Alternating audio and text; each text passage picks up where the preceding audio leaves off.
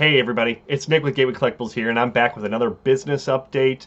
I know it's been a few weeks since we've spoken last, but I just wanted to give you guys a quick update about what I've been up to and how Gateway Collectibles has been performing. Let's get into it. Okay, so I know it's been a while since we've had our last sort of business update, and truth be told, I've just got a lot going on right now.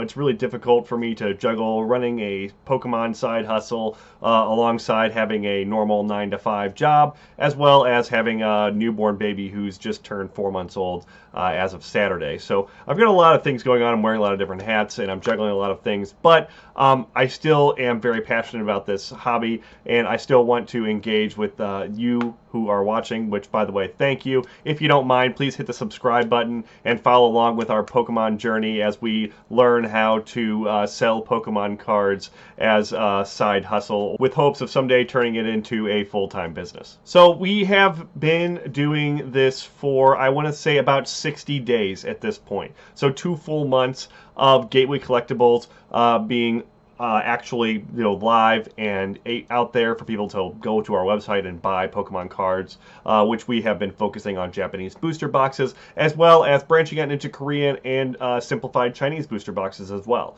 And I will say, overall, I think we've done fairly well. I definitely have to temper my expectations when it comes to this business. There's just a lot going on, and there's a lot of people in this space. And I swear, every time I log into Facebook, I get an ad for like another Pokemon card seller. They're selling English booster boxes that they got from some sort of wholesale program, or Japanese booster boxes that they ordered from Japan. And so I can definitely feel like this is a saturated marketplace. And so I'm finding a way to separate myself from the pack, and I'm hoping that by being genuine and having like a good personality, that I can connect with those of you who are watching today. And so after, seeing all those ads, it can be a little bit discouraging for me, but I will say overall, whenever I do feel that way, I can take a look at our numbers and say that we've done quite well. So as of today, we've made quite a few sales on our website. I think we've actually gotten up to 16 total sales on our website, which is just phenomenal. I'm just so grateful to those of you who have purchased from our website in the past. If you're watching, thank you so much. You make this dream of mine to sell Pokemon cards, come true. So I really genuinely appreciate that. And I am just excited to see that it's getting some activity.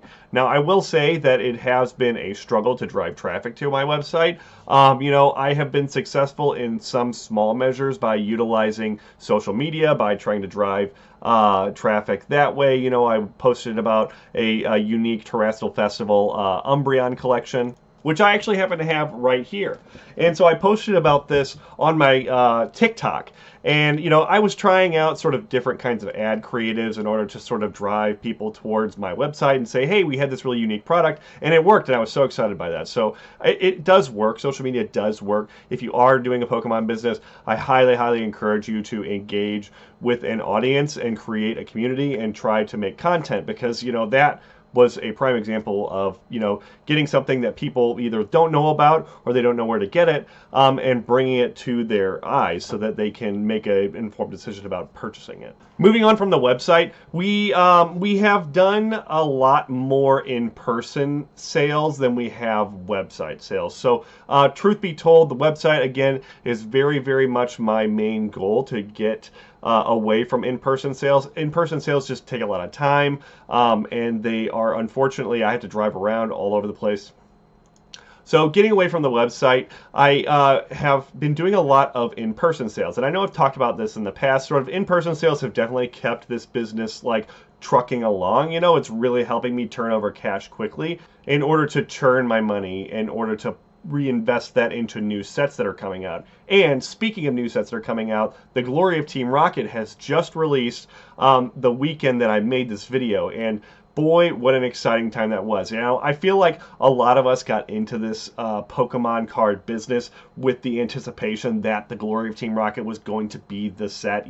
This is what it's going to put us on the map, and this is what's going to help me build my business, you know? And based off of my experience with selling the Glory of Team Rocket, it actually did really well on my website. You know, we have to unfortunately run meta ads in order to drive traffic to our website, and there is a cost associated with that. So if you're not doing it correctly, you can basically just assume that, you know, putting some money behind a meta ad, if it doesn't have a good creative or it's not, you know, targeting the right audience, is basically like setting your money on fire. So, you know, we've gone through several weeks of trial and error, and, you know, in order to sort of get to the point where we would be ready for the release of Glory of Team Rocket. And so when the Glory of Team Rocket dropped in Japan, I do have a really wonderful supplier who shipped it to me on Wednesday, the week of release. So I actually had it in my hands on Friday, the day it was supposed to have released in Japan, Friday, April 18th. So I was able to get it to go live as early as I possibly could, which I was just so grateful.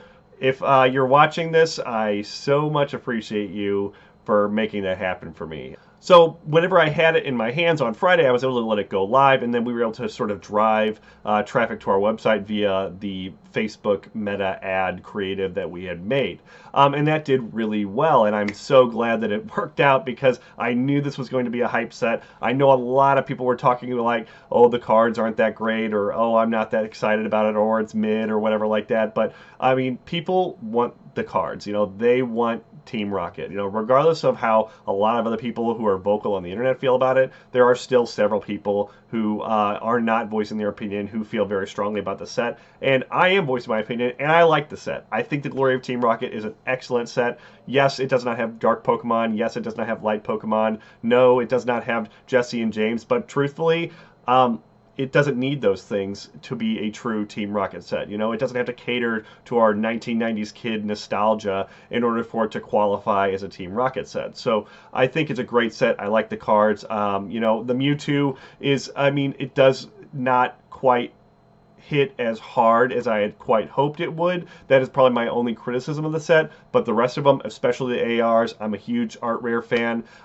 They're bangers. They're all great. I mean, even like Spidops, like this weird spider Pokemon, it's an amazing Art Rare. It's just such a good card. And so I actually ordered all the singles from Japan, and they should be arriving at my house sometime this week. Now, in order to turn money into this business, we're having to do a lot of in-person sales, which includes a lot of Facebook Marketplace, which includes a lot of trade shows. And one of those things I really, really like, and the other one I don't so much. And I'm sure you can guess which one I don't like. And it's obviously Facebook Marketplace. Facebook Marketplace is always a crapshoot. I will say that if you have purchased from me from Facebook Marketplace and you were a serious buyer, thank you so much. I really, really appreciate you because it is just so horrible out there. Anybody who's sold anything on Facebook Marketplace knows how horrible it is. You get tire kickers. You get people who lowball the crap out of you. Like, you know, you have a booster box that's listed for, I don't know, 50 bucks, and they're like, oh, I can do 35 or something like that, which isn't a horrible offer, but you're like, you know, no, I just can't. I can't do that, you know, and you're trying to be fair with your pricing and things like that. But yeah, Facebook Marketplace, it ain't it. But trade shows, absolutely. I love trade shows. I've made lots of really cool friends through trade shows. It has been such a good experience for me, you know, meeting vendors and getting to talk to them about their experience with selling in this space and learning about what they do that works and what they do that doesn't work. It has been really, really helpful, and it has been a great way for us to sort of churn some of this inventory into cash so that we can reinvest it into the new sets. So it is very, very important. If you have access to trade shows at all, I would highly encourage you to participate in them. And so all in all, after 60 days, we've been able to raise somewhere around $12,000 in gross profit. And that's before taking out, you know, the cost of shipping, cost of, you know, booster boxes, cost of advertising, cost of gas, whatever. And so realistically, I was doing the math the other day, and we're like, you know, the margins in this game are super, super slim. And so I didn't expect that I was going to be made rich from this. Realistically, I knew that it was going to take a long time in order to build up a consistent buyer base and get people who are customers who come back to our place because they like us and they've seen my face and they see the mustache and the hair and they're like, yeah, I bought from that guy. But, you know, it is not a huge profit margin, which is okay. I've had a lot of fun doing this, and I've learned a lot of great stuff along the way. So enough about the like numbers and things of that nature. I will talk a little bit about the strategy that I've been deploying for Gateway Collectibles in order to hopefully make it a profitable business model. So one of the things that I've obviously done is market myself and branded myself as Gateway Collectibles. I do work in this space with my brother Joseph. He and I do this together. You know, we make all the decisions in tandem. We have a weekly meeting and we talk about our business goals for the week.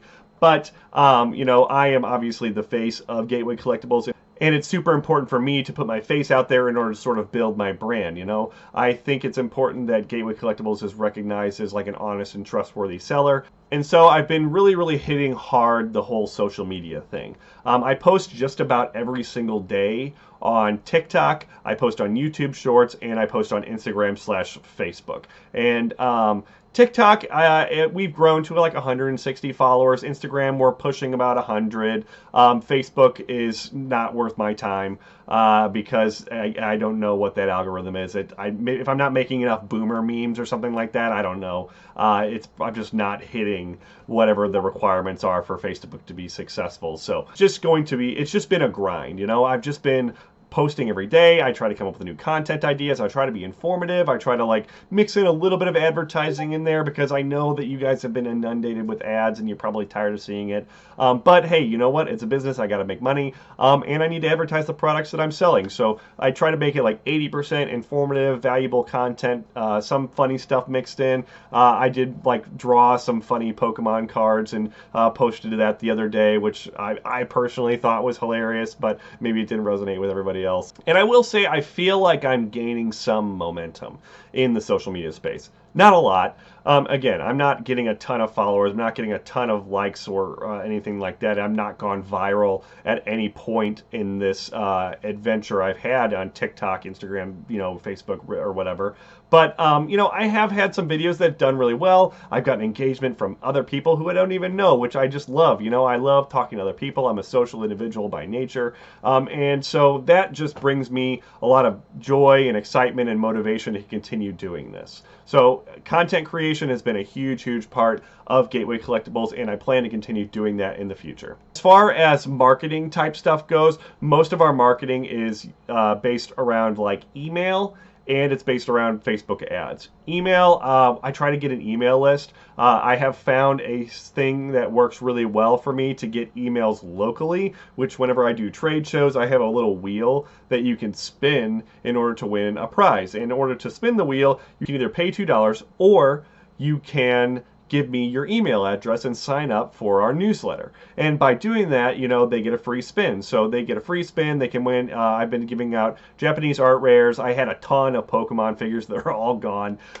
as well as the big prize, which was some English booster packs. I had like 3-pack blisters and like a booster bundles and stuff like that. And so obviously that is the main draw of it. And there's a little bit of a gambling aspect, I think, to it that a lot of people tend to enjoy. So that's been really successful as well. The Facebook ads thing, I don't know anything about meta ads. My brother does that a lot better than I do. I'm not sure about interpreting the marketing data. I'm still learning a lot about that, but I think it will be really useful in the future whenever we're just able to do things like retargeting and increase things like our return on ad spend.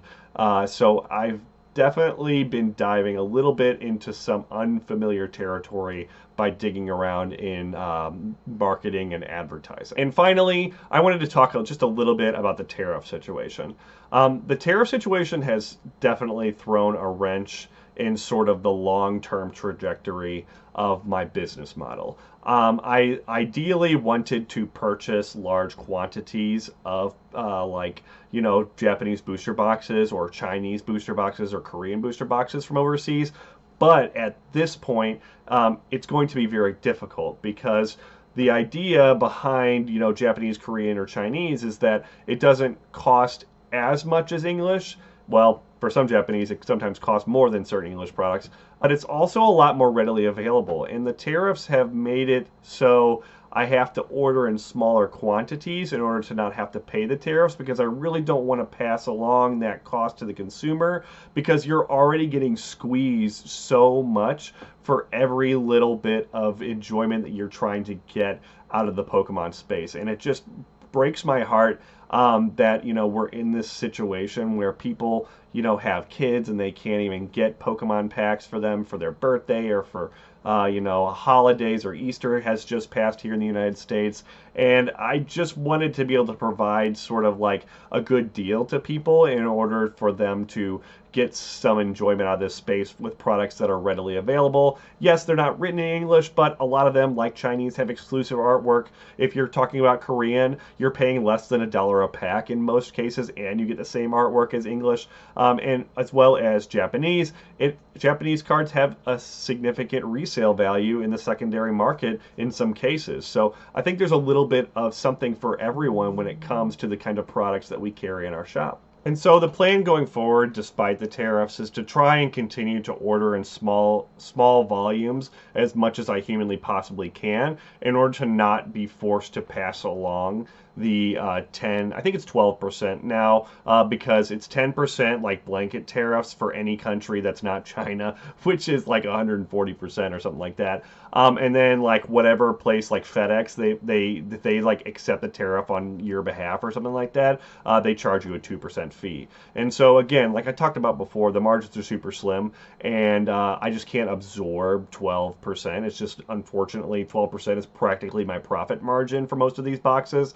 So I'll be forced to pass those along. But my plan going forward is to avoid purchasing more than $800 from countries that are not China, because China is any amount, they're going to charge you 100 and something percent, and continue to buy in smaller quantities, bring them in on more frequent occasions, so that way I can keep those savings and kind of keep making sure that the prices that I'm offering to my customers are as low as I possibly can make them. Anyway, that's about all I have for this week. I do appreciate all of you that have made it to the end of this video. I know sometimes I can get a little rambly, a little lengthy, but I do genuinely appreciate it.